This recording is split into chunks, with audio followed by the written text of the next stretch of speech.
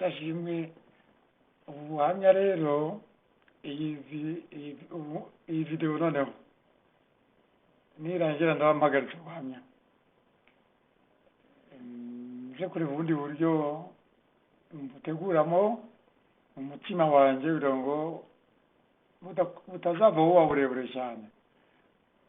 kandi haraho ndacyo byakumarira bitagufasha gusa aka gapande ko kuvuga uburyo nabonye abamisiyoneri bwa mbere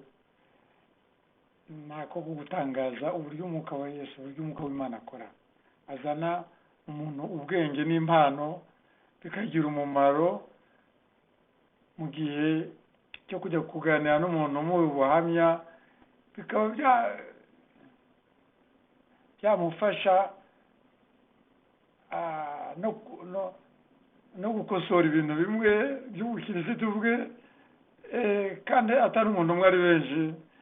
Nuko mu ruhande rwanjye rero Imana yankozoye yanjye ku murongo neza, none yamenye ibikoresho kugira ngo n'abandi bigirire umumaro n'abandi. Gusa niba ari ukwezi gushize, niba ari amezi abiri, twongeye kubona nagiye kujya gusura abamisiyoneri banezerewe cyane, batunezerewe ko abapasiteri bawe bagenda mu modokari. Ubwo bagendanze rwimo niba yarasigaye yitembeza sinibuka neza, niba yarasigaye amutembeza mu modokari yahawe n'abamisiyoneri, niba na pasiteri Kayihura nyuma yaho naje kubona pasiteri wa paruwase w'itorero ry'i Nyarugenge rugenda mu modokari. Ndanezerwa ko uko biri kose mesaje y'Imana yatambutse neza, kandi ko itorero rya Kigali ryamenyeshejwe ko ari ngombwa kugurira pasiteri imodokari, bakamugurira imodokari. Ngira ngo reperezantari gari we ni abamisiyoneri bafashe imwe mu yabo, imwe mu modoka zabo. Hanyuma icyo gihe mazuye ndahagarara ariko kubanza bitararangiye, muri badi bene data muri Yesu Kristo dusangiye ubuvandimwe muri Kristo, tugomba no gusangira nyine n'imibereho. Yego mwe muri abazungu, twe turabirabura, ufite uko mubayeho n'abirabura ufite uko mubayeho, ariko hari ahantu bihurira da, turi abavandimwe, atari ku igaburo ryera gusa, tugomba guhurira. Araseka misiyoneri Revu, nanjye ubona umwana mwiza n'umusaza mwiza. Ateze kugushaka kumbwira ikintu, kushaka kukubwira ko mu byo bavuze barenga inzu yabo, inzu ya pasiteri nta muriro urimo, nta mazi, ni rukarakara. Atugurira ati kuvugisha nshaka kuvuga nyine mu mwubakire. Hanyuma n'itorero naryo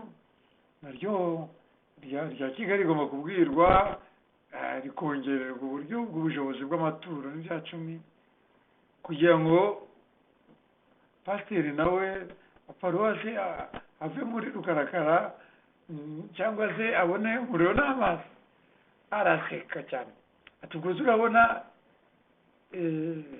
pasiteri reperezanta twamufashe gute,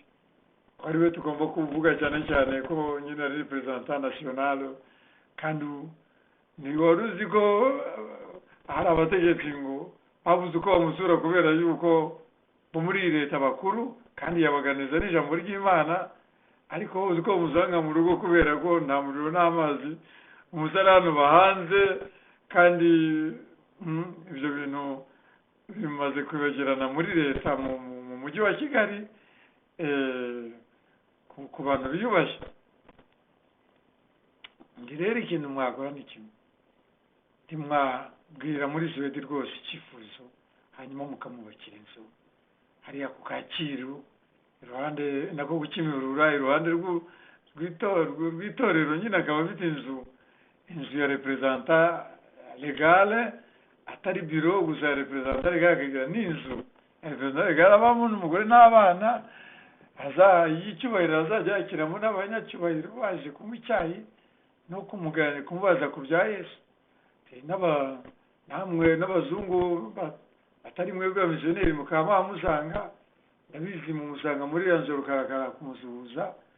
ariko ni byiza ko abona inzu nyine igezweho. Araseka arabyandika avuga ngo ariko ufite ubwenge kw'Imana. Ati ubwo se iyo nzu izaba managed gute, izaba jere gute ko ari inzu igomba gufatwa neza ikagira amafaranga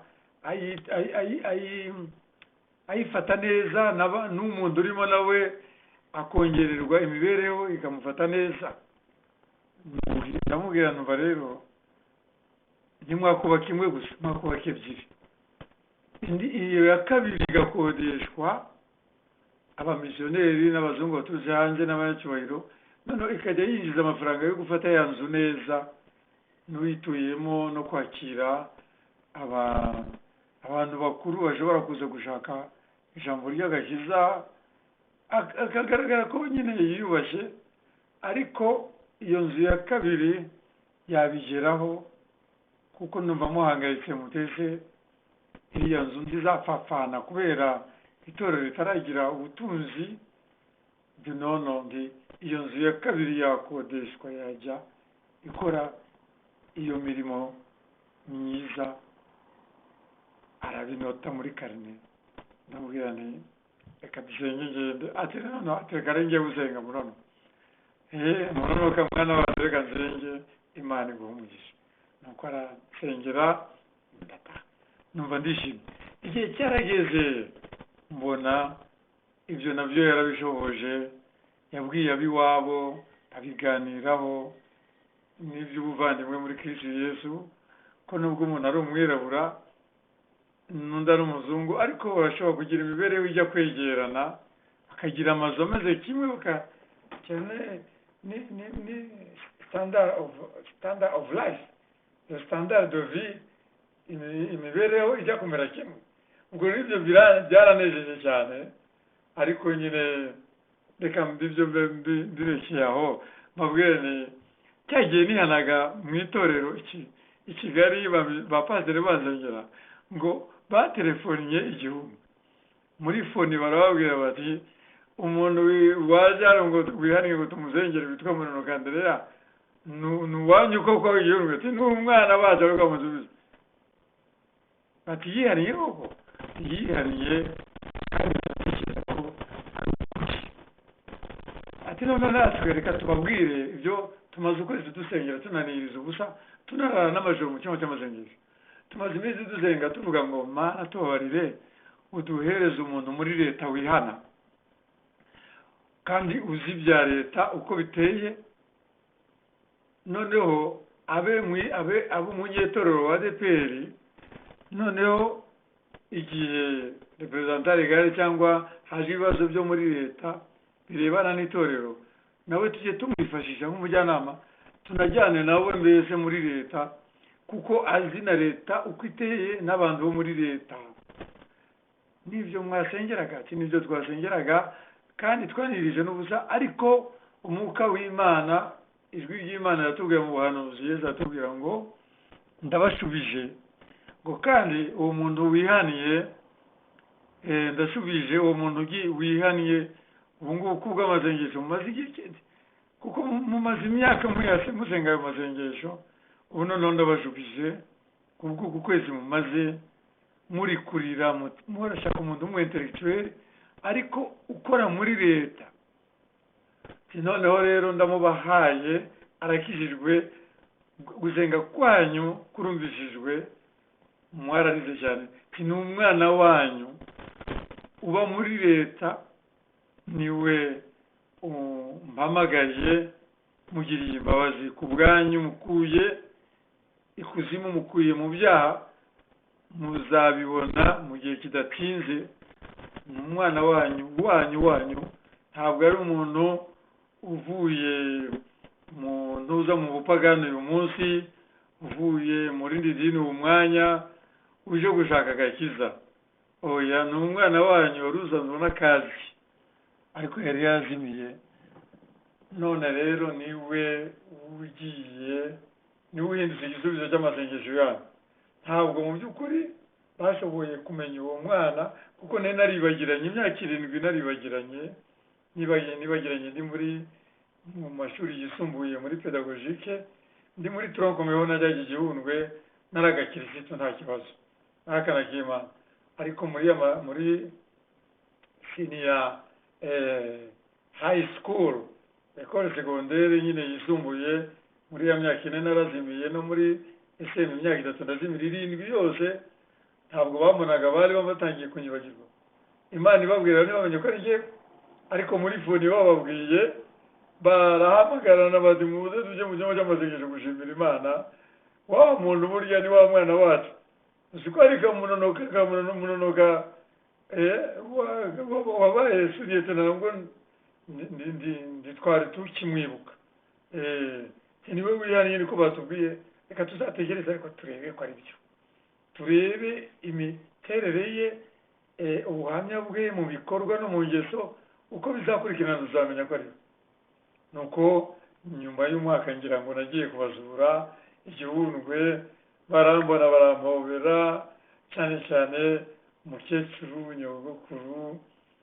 kuko ndamwita nyogokuru kuko ni nyina wa Pasiteri Kapitura kandi Pasiteri Kapitura mu myaka y'ubukuru angana na mama wanjye ubu rero yaba yarariho ariko afite imyaka 93 kimwe niyo mama afite ku kandi aracyariho nuko arampobera arambwira ati nahoraga mu cyumba cy'amasengesho igihe wihanaga nari mari nanjye nahoraga nsengera kugira ngo haboneke umuntu wo muri leta w'umunyabwenge none nakana kacu kakiri agasore ni wowe wawa ndanezerewe arampobera aranzamagura mama mukecuru nyogokuru Margarita sinshaka kumwibagirwa ati ijwi ryaravuze ngo urahagurukijwe uvuanwe mu byaha ntuzasubire mu byaha urukumva ntuzasubire mu byaha by'ubusore by'ubupfayongo umuntu w'Imana nta muntu utagira igihe cyo kuba mu byaha bose bagira igihe umuntu wese natwe turi abakuru turi abakecuru n'abapastori bagize igihe cyo kuba mu byaha ariko iyo bamaze kwihanura birangiye nta kintu ntuzasubireyo rero mwana wacu rero uzaduhesha icyubahiro wejeje icyubahiro natwe kuko twasengeye umuntu wo muri leta kugira ngo tubwirize abo muri leta Yesu tuzi kuko tujya tubona abo muri leta ntabyo bazi bibereye mu idini gusa rya Gatolika n'imihango y'idini no mu giporoso ariko twifuza ko n'abamenya Yesu atubwo rero uzahinduke inzira umuryango kugira ngo ubutumwa buzagere mu banyabwenge n'abanyacyubahiro bakora muri leta mu gihugu cy'u Rwanda haleluya Yesu ashimwe cyane naranezerewe nshimira Imana nuko ubwo rero ibyaje gukurikiraho n'ibyo ngibyo yavuze nuko Imana yajoje ibyo yavuze nagendanye na Yesu imyaka 5 yose nabaye muri leta umwaka 80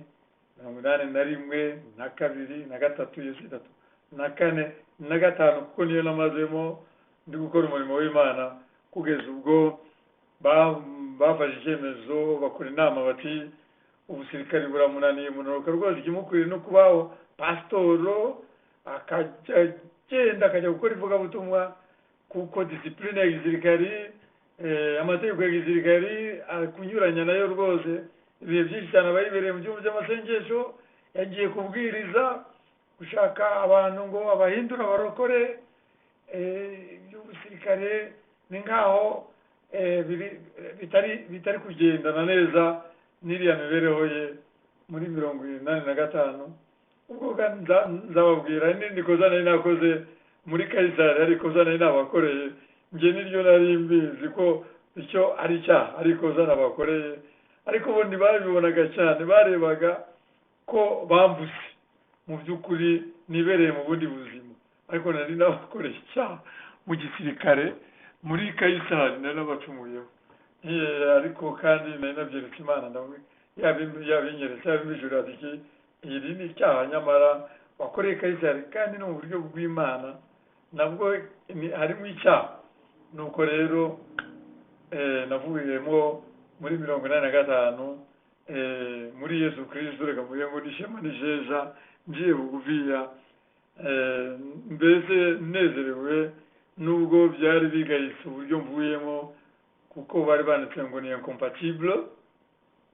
ngo umuntu ubuzima bw'imibereho ye n'iby'idini yinjiyemo cyane agakabya ni incompatible avec la profession, la carrière d'un officier de l'armée rwandaise. Ngo ni ibintu bidahuje neza n'umwuga w'ubwo officier umuyobozi w'ingabo w'igisirikare muri leta. Basi none se sibyo. Ikindi ubwo rero banyirukanisha ibaruwa ya leta ya perezida ikomeye cyane nzayivugaho yitwa revocation. Revocation ibaruwa ni icyemezo gikomeye cyane kivuga ngo arirukanwe mu mirimo ya leta ya gisirikare ndetse n'iya gisivili ntayemerewe kwibamo ya leta, ariko umwuka w'Imana washyizemo kunezerwa ko ariyo bemeje kubikora kandi ko ngomba kubyakira neza nzabivugaho. Ubwo rero ubwo buhamya bwo bwarangiye umurimo nawe utangiye wa Yesu muri uwo murimo wa leta nabitangira icyarimwe mu kwa mbere muri 1980 mfite imyaka 25 murangiza muri 1945 mu kwa 8 umurimo wa leta n'uw'Imana muri leta nyine mazemo imyaka 5 isaga hafi 6 yego hafi 6 basi ubwo nyine ngiye mu bundi buzima bwo hanze bwitwa bwa gisivile busanzwe umuturage usanzwe bw'abantu basanzwe bya gisirikare birangiye kuko nubwo yari gendarmerie ariko yari gisirikare n'igipolisi kimwe ariko cyane yari gisirikare nubwo yari gendarmerie police judiciaire ubugenzacyaha ariko byari gisirikare buryo nuko nzakomeza kandi hari agapande gushaka gushimukiramo ko mu 1995 babwira ukuntu umutego Satani yari yandeze nawo Imana yampaye secret ibanga ryayo ryo kuzimuka nuvuga ngo icyaha nanaguyemo nacyo Yesu anyigisha uburyo bugitera umugeri Satani ajyana n'icyaha cyiwe ndongera mbamutaraga muwejejwe Yesu ku buryo umwaka 1995 waramvurunze gusa nyine se wavurunze benshi cyane reka mbizeke nyine uko byararangiye kuri njyewe kandi nizeye ko nabo muri ADPR bose batari babizi bizabarangiramo ari igikorwa cyiza nashatse gukora